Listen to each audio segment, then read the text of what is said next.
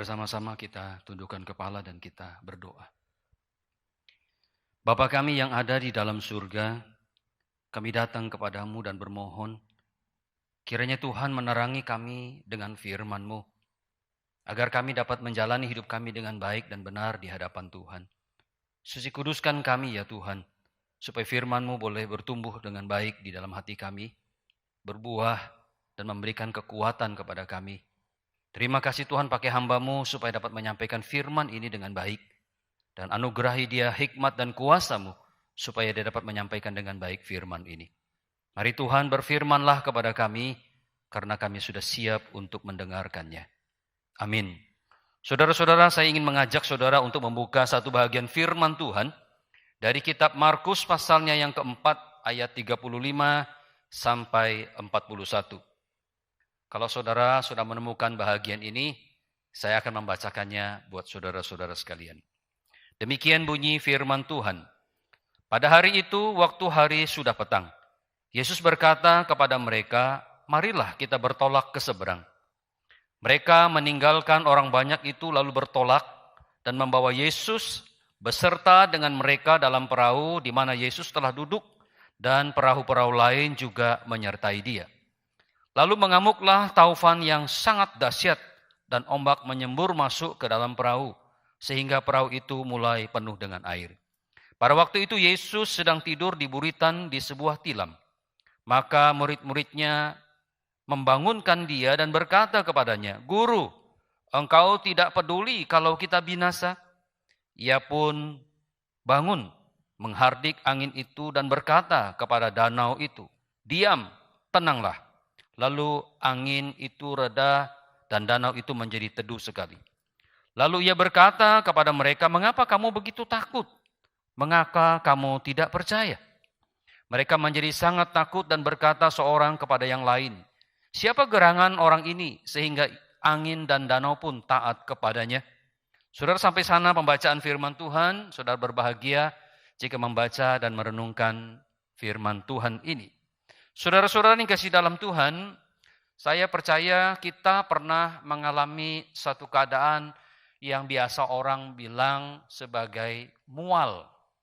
Atau orang Jawa menyebutnya sebagai belenger. Ya, atau nek. Nah, saudara mungkin ada banyak yang lain. Saudara. Saudara, kalau kita diberikan makanan setiap hari sepanjang 1 bulan dengan makanan yang sama, saudara, pasti kita akan merasa nek, mual, belenger kita bilang. Saudara yang kasih dalam Tuhan, saya belakangan ini menjadi belenger, saudara. Mual dan nek sekali. Apa itu, saudara? Karena saudara tahu bahwa belakangan ini kita mendapatkan informasi soal coronavirus atau COVID-19. Saudara, saya perhatikan bahwa saya ada di dalam kurang lebih 15 grup WA. Saudara, kalau ketika saya membuka grup WA itu, saudara, hampir semua beritanya sama. Ya. Satu kirim, modelnya sama. Sebentar kopas lagi, masuk lagi di grup yang lain sama. Saudara, akhirnya saya merasa mual dan nek. Saya pilih untuk tidak membacanya. Saya pilih lebih baik saya baca yang lain atau saya skip saja untuk itu. Kenapa, saudara? Karena mual, nek. Bahkan ada lagi orang yang mengatakan begini, tolong cek kebenarannya. Saudara, ngapain kalau saudara tidak jelas dikasih masuk? Bukankah itu membuat orang semakin stres? Saudara, saya baru-baru pulang dari Israel, seorang teman saya bilang begini, "Pak, Bapak tidak bosan kah, Pak? Setiap hari makan paginya itu." Apa, saudara? Telur rebus sama telur mata sapi. Karena makanan pagi tidak terlalu cocok di sana. Jadi hari-hari saya makan itu tujuannya adalah untuk supaya saya kuat. Ya, karena kalau lapar naik bus itu bisa mabuk. Dalam hati saya mengatakan, sebenarnya saya sudah belenger juga, tapi apa boleh buat? Makanan yang lain tidak ada. Ada sih, tapi tidak cocok. Nah, saudara yang kasih dalam Tuhan, kita mendapatkan bahwa hari-hari seperti ini, saudara. Ya, kita itu sedang diteror informasi. Dibombardir dengan informasi. Informasi apa, saudara? Informasi tentang coronavirus. Nah, saudara, secara tidak sadar sebenarnya kita berada di dalam satu keadaan yang stres sebenarnya. Ya, apalagi saya, saudara, disuruh karantina kurang lebih 2 minggu ini, saudara, saya tambah stres mikirin diri saya sendiri, mikirin keluarga saya sendiri, dapat lagi informasi seperti demikian, bertambah stresnya, saudara. Bapak Ibu Saudara yang kasih dalam Tuhan, namun ada satu hal yang sangat menarik yang bisa menjadi pelajaran kita. Dengan cepatnya berita tentang virus corona ini. Bukan hanya cepat beritanya, tetapi juga cepat menularnya. Nah, saudara, ada hal-hal yang saya ingin sampaikan kepada saudara. Yang pertama adalah, saudara, ternyata coronavirus 19 ini mengingatkan kembali kepada kita betapa rapuhnya hidup kita ini. Saudara, berita tentang virus corona ini membuat kita sadar bahwa sebenarnya kita begitu rapuh sekali. Hidup kita ini gampang sekali terganggu. Soal apa, saudara? Soal kekhawatiran. Ya, saudara, kita mulai mengkhawatirkan diri kita, mengkhawatirkan keluarga kita, mengkhawatirkan teman-teman kita.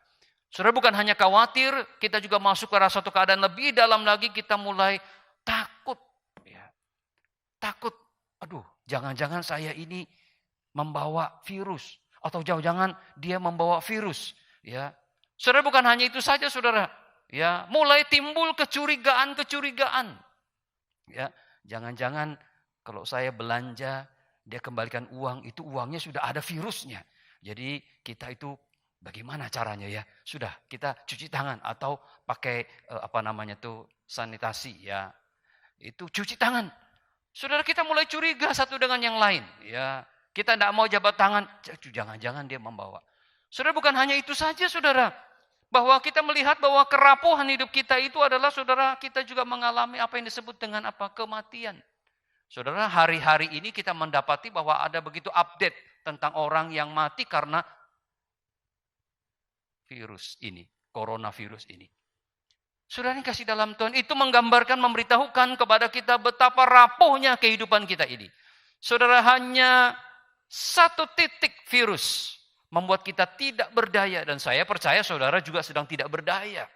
Apa yang kita bisa buat dengan keadaan yang seperti demikian? Ya, saudara, ada orang bilang kita harus beriman. Ya, memang sih kita harus beriman. Tetapi kenyataannya, saudara, saya mendapatkan kabar, informasi bahwa ada juga orang-orang percaya yang meninggal. Ada hamba-hamba Tuhan yang meninggal karena virus ini. Saudara, itu memberikan gambaran kepada kita bahwa hidup kita ini begitu rapuh. Tidak ada sesuatu yang saat seperti ini kita bisa banggakan, kita bisa andalkan. Saudara, kalau kita punya uang banyak, memangnya kita bisa beli masker yang banyak? Ya. Kalau kita punya uang banyak, memangnya kita bisa membentengi kita dari virus, saudara? Tidak, saudara. Saudara, ini memberitahukan kepada kita betapa rapuhnya hidup kita ini. Bahkan, saudara, saat-saat seperti ini kita mendapati begitu banyak orang-orang mulai mengeluh dengan ekonomi. Karena orang-orang sekarang sudah tidak keluar berbelanja. Saya baru-baru ini beli nasi kuning, saudara. Yang biasa saya beli itu ramai sekali itu ibu. Sekarang kasihan ibu tuh hanya duduk-duduk, ya, pengunjungnya kurang, apalagi anak sekolah diliburkan. Saudara, ini pendapatannya semakin berkurang, saudara. Jadi, saudara, kita diingatkan ketika virus corona ini terjadi di tengah-tengah kita, maka itu mengingatkan kembali kepada kita betapa rapuhnya hidup kita. Saudara, yang kedua yang menarik yang bisa kita pelajari adalah bahwa ternyata coronavirus 19 ini memaksa kita untuk merubah atau mengubah gaya hidup keseharian kita. Seperti apa, saudara, gaya kehidupan seharian kita? Saudara, kita sekarang semuanya belajar untuk hidup sehat. Ya. Bagaimana belajar hidup sehat, saudara? Ya, saudara, mungkin dulu tanpa disadari kalau kita habis kemana-mana, ayo makan, kita langsung saja ambil langsung masuk di mulut. Sekarang, saudara, tidak, saudara, tunggu dulu ya, saya cuci tangan dulu. Tunggu dulu ya, saya pakai antis dulu. Saudara, dulu waktu anak-anak kita masih kecil, saudara, kita ajari mereka cuci tangan. Tapi, saudara, tanpa disadari sekarang kita diajarkan cara cuci tangan. Betul tidak, saudara? Ya. Saudara, kita merubah gaya hidup kita sekarang. Ya, dulu ya kalau kemana-mana kita nabrak debu saja tidak apa-apa. Sekarang, saudara, tidak ada debu tapi kita pakai masker. Ya. Sudah merubah gaya hidup kita, saudara. Bukan hanya itu saja, saudara. Berbicara juga tentang praktik etika yang benar.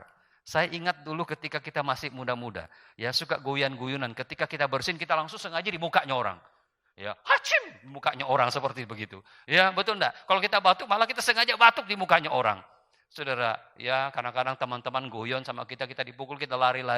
Tapi sekarang saudara, kita diajarkan, ya tidak boleh begitu. Ya, kalau batuk, kalau bersin harus seperti ini. Atau minimal saudara ambil sapu tangan, saudara tutup. Ya, atau saudara tahan lah ya, atau mau buang ludah tidak boleh lagi sembarangan. Kenapa saudara?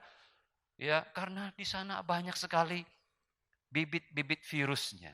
Saudara, secara tidak langsung kita mengubah gaya hidup kita, yaitu kita mempraktikkan etika yang baik. Saudara. Oh, saudara, bukan hanya itu saja, saudara. Sekarang relasi keluarga mungkin ya sedikit lebih baik. Ya, sedikit lebih baik. Kenapa saudara? Dulu bapak-bapak setelah pulang kerja, apa yang dilakukan saudara? Pergi main bulu tangkis. Pergi main futsal. Ya, tidak ketemu sama anak. Sekarang sudah tidak lagi. Ya, begitu pulang kerja, cepat-cepat ada di rumah karena tidak mau ada di luar ketemu sama anak. Belum lagi. Anak-anak sekarang harus dikarantina kurang lebih 2 minggu menurut pemerintah. Belajar di rumah, kerja dari rumah, ibadah di rumah, saudara ngumpul di rumah.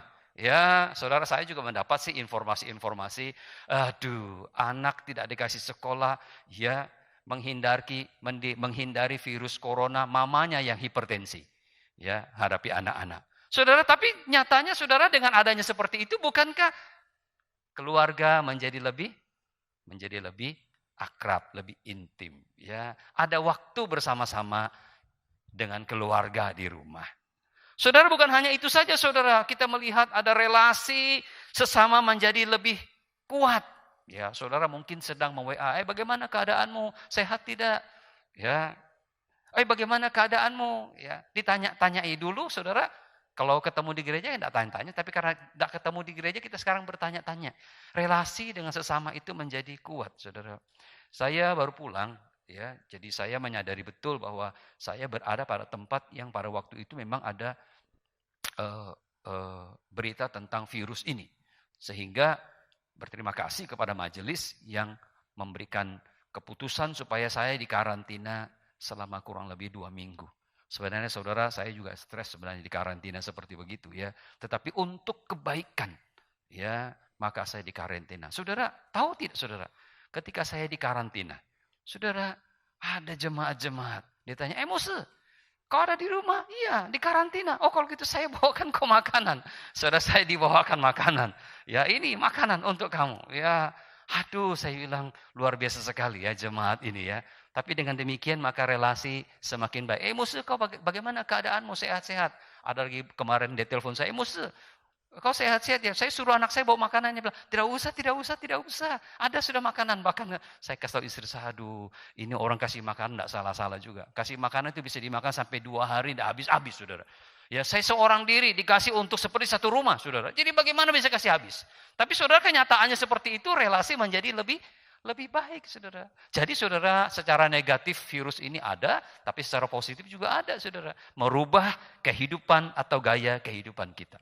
Nah saudara, yang ketiga yang saya mau sampaikan kepada saudara adalah ternyata virus Corona 19 ini menyadarkan kita saat berada di dalam satu situasi yang sulit datang kepada kita. Pertanyaannya, siapa yang kita percaya? Atau siapa tempat kita menaruh kepercayaan kita? Saudara kasih dalam Tuhan, kita mungkin berpikir-pikir, ada dokter, pakai cara ini, pakai cara itu, ya, untuk menolong kita. Saudara, saya ingin mengajak saudara memperhatikan bahagian firman Tuhan yang kita baca tadi. Saudara, di dalam Markus pasalnya yang keempat ayat 35 sampai 41. Saudara, minimal di sana ada 4 hal yang bisa kita pelajari. Ada 4 hal yang bisa kita jadikan pegangan di dalam kehidupan kita. Saudara, apa itu saudara? Mari kita lihat yang pertama. Yang pertama adalah di dalam ayat 35 dan 36, saudara, di sana berbicara kepada kita bahwa pada hari itu Yesus mengajak murid-muridnya untuk bertolak ke seberang. Saudara, kita tahu bahwa Yesus itu berada di dataran.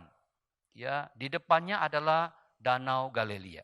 Saudara diajak murid-muridnya untuk pergi ke seberang. Saudara, kalau kita perhatikan di dalam pasal 5, yaitu kemana tujuan mereka, yaitu disebut sebagai Gerasa atau Gadara.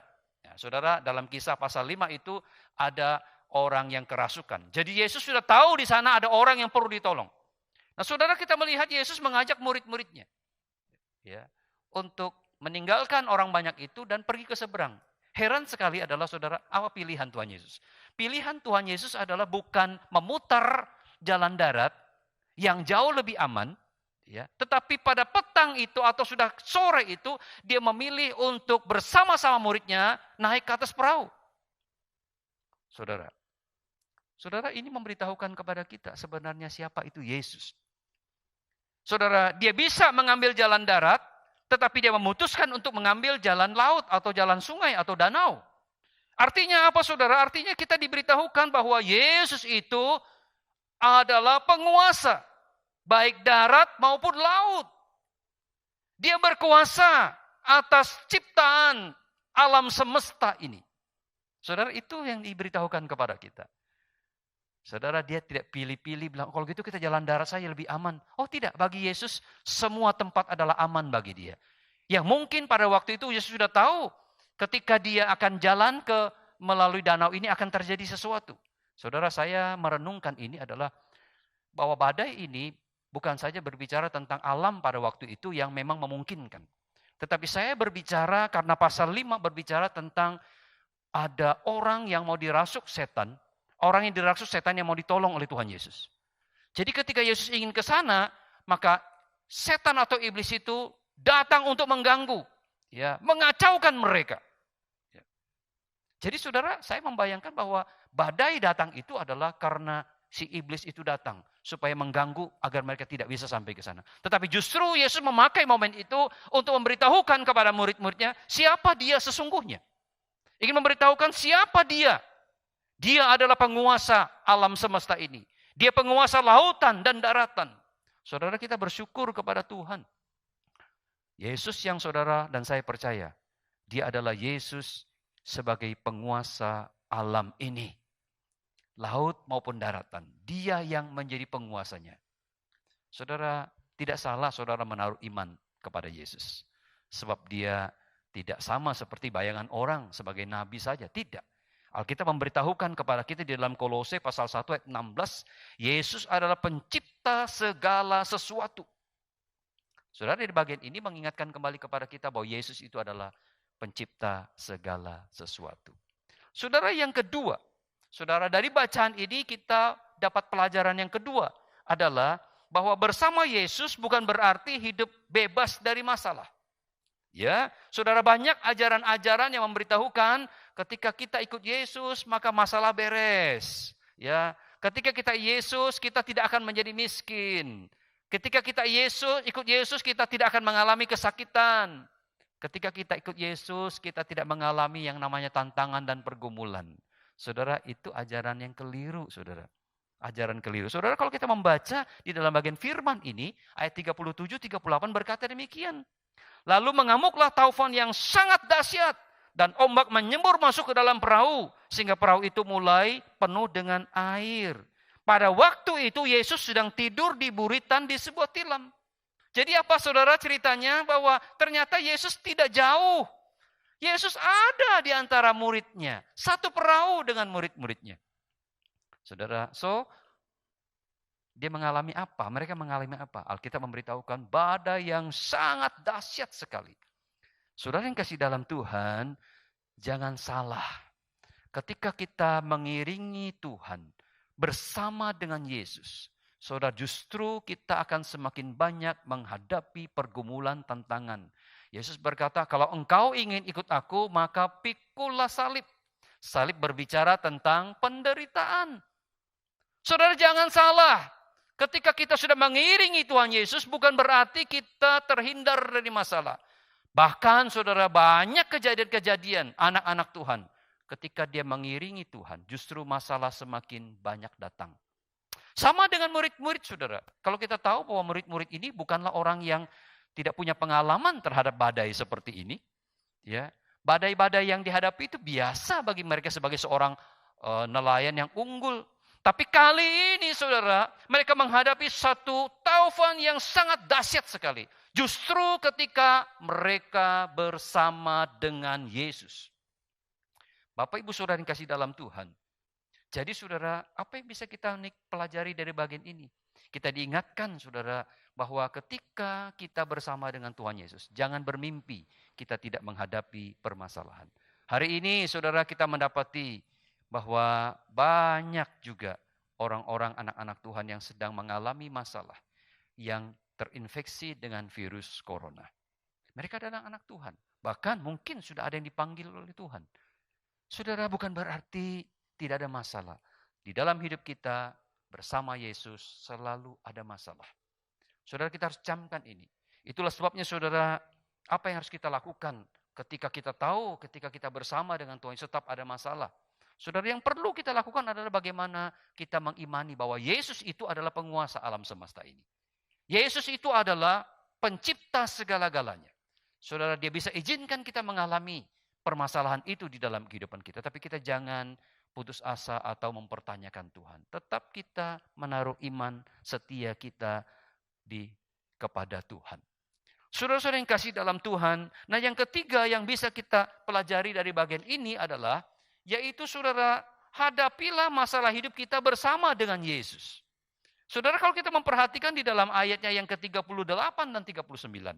Apa yang ditulis oleh Alkitab di sana? Alkitab berkata demikian. Pada waktu itu Yesus sedang tidur di buritan di sebuah tilam. Maka murid-muridnya membangunkan dia dan berkata kepadanya, Guru, engkau tidak peduli kalau kita binasa? Ayat 39, ia pun bangun menghardik angin itu dan berkata kepada danau itu, diam, tenanglah. Lalu angin itu reda dan danau itu menjadi teduh sekali. Saudara yang kasih dalam Tuhan, di sini kita melihat bagaimana ketika murid-muridnya sudah tidak berdaya lagi menghadapi badai yang begitu kencang, badai yang begitu kuat, Yesus tidak bergeming sedikit pun. Sampai murid-muridnya datang membangunkan dia. Saudara, memangnya Yesus itu tidak merasa ya kalau ada badai sebesar itu. Menurut saudara merasa tidak, saudara? Apakah Yesus mati rasa di sana, saudara?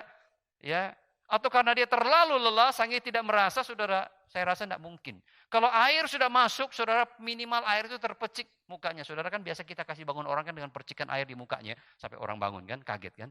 Saudara, sebenarnya Yesus tahu, saudara. Dan jauh sebelum peristiwa itu terjadi, dia sudah tahu.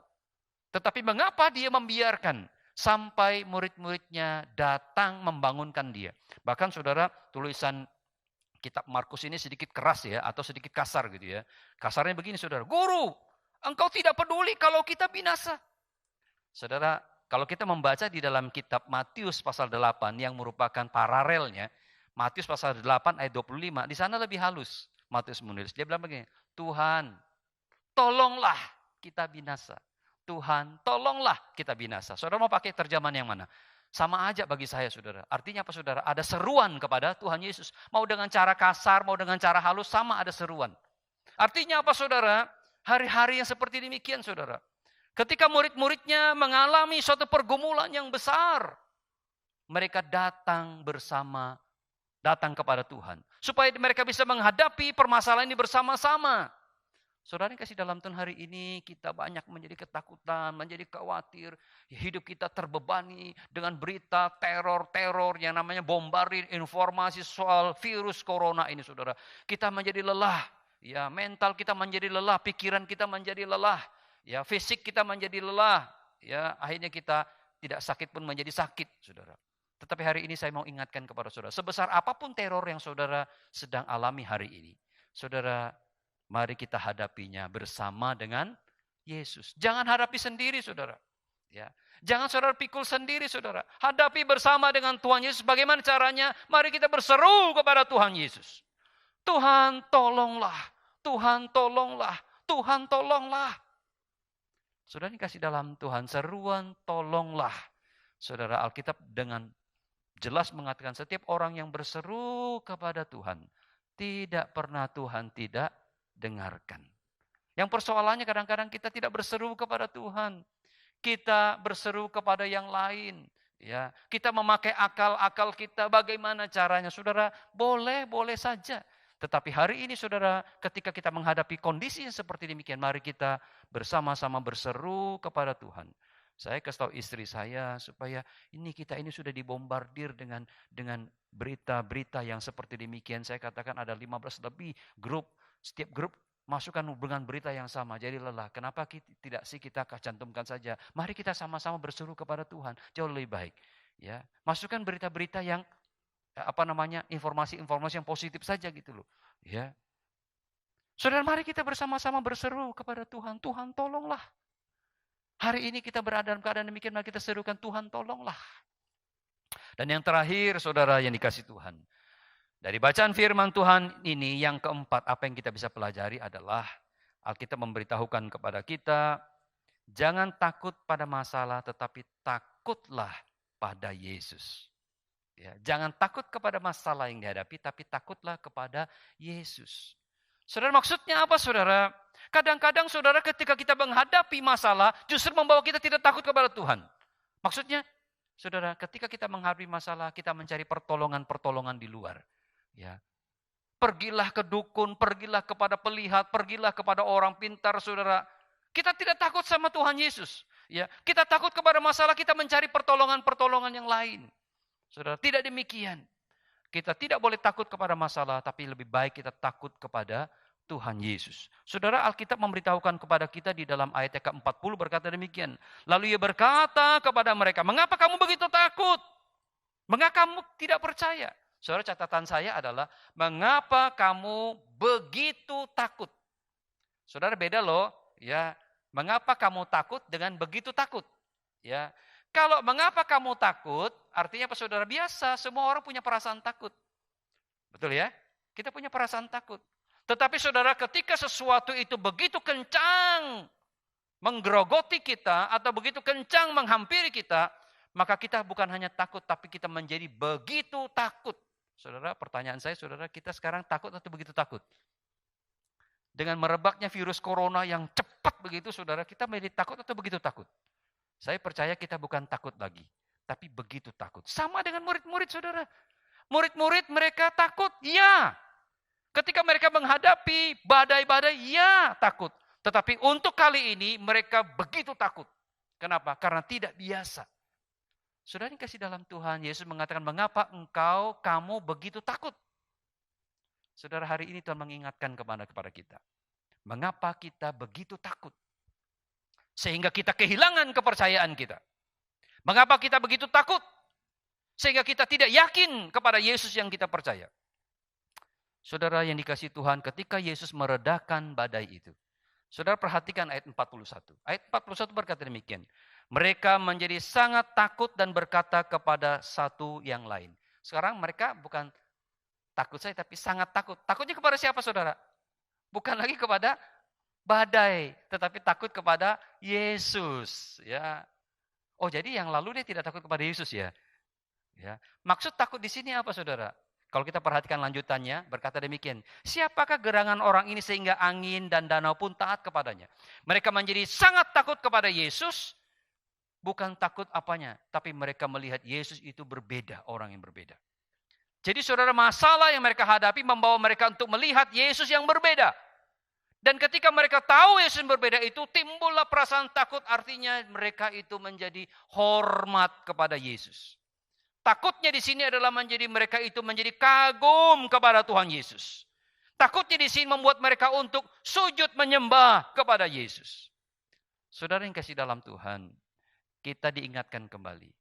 Kita tidak boleh takut kepada masalah, tapi kita harus takut kepada Yesus. Artinya apa saudara? Ketika ada permasalahan itu datang, mari kita melihat Yesus sebagai satu pribadi yang sanggup untuk menolong kita. Dan akhirnya kita membawa rasa hormat kita kepada Tuhan Yesus yang kita percaya. Semoga firman ini menolong kita, memberkati kita.